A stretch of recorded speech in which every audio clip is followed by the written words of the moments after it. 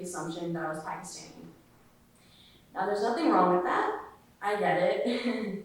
Not a lot of people know about Latin American culture and art, and that's okay. It's fine. Mostly. It offended me that someone would make an assumption on what my cultural and or ethnic background is and have it be so inaccurate. Though it wasn't the fact that someone didn't automatically say, oh, that's a Colombian person. No, it had more to do with my own insecurities as a Canadian-born person with Colombian parents who are strongly attached to their cultural roots. It offended me that someone would make an assumption on what my cultural and or ethnic background is and have it be so inaccurate. A lot of my identity has been built around my cultural background. As growing up, it was one of the few things that made me distinctive from my classmates. The only exposure kids my age had to Latin America was Dora and insert whatever racist stereotype attached to my Colombian identity. And while I love sharing my culture with people, it irked me that the lack of representation caused so many misconceptions of my culture, and it was all boiled down to Mexico, but more south. Latin America is so diverse, and each country is so unique, and the erasure of history and accomplishments of each individual country has had is an act of willful ignorance. Being a kid, I hated the fact that I couldn't point to an important figure that's well known here in North America, that's also Colombian, that everyone would recognize. I couldn't show people that because it didn't exist. So when Jessie Reyes grew popular due to her song Figures, I fixated on that song, and it became the first song that I learned to play on the guitar. Later on, Encanto came out, showing just how diverse of a range the people from Colombia were, and I felt so happy because I could finally point to characters on screen and say, this is me, this is my family.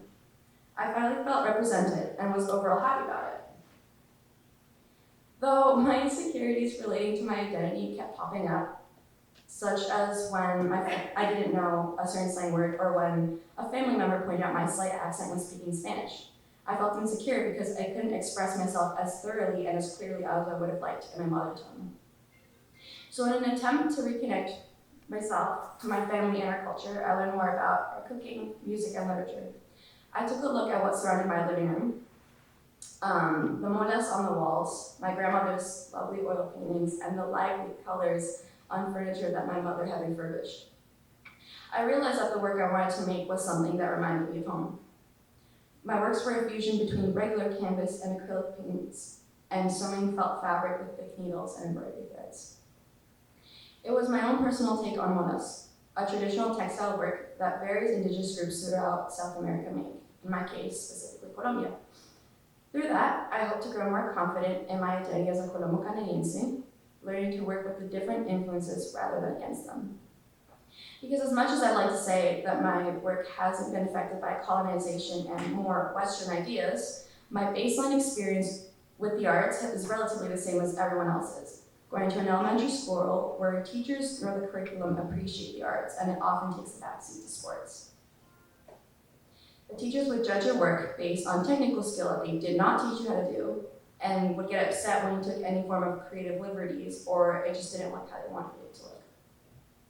High school is when I really took a larger interest in digging into works of art that I can make that are more representative of myself and my family.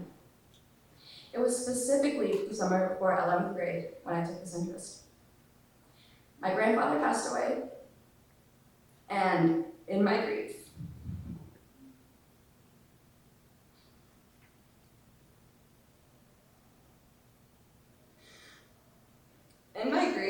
I took to keeping as many things as I could as a way to be able to cope with the loss. I took it as a look at his things, the connection to him that they held, and thought about how I can continue to feel connected to him and my family. So I began making molas. I felt a lot of guilt, though, in making these works, as I felt like I was falsifying familial connections, as previous to that summer, I had not seen them since 2018. I think it really hit me just how disconnected I was on the day of my 15th birthday, when my auntie asked me if I remembered her, what she had called to congratulate me.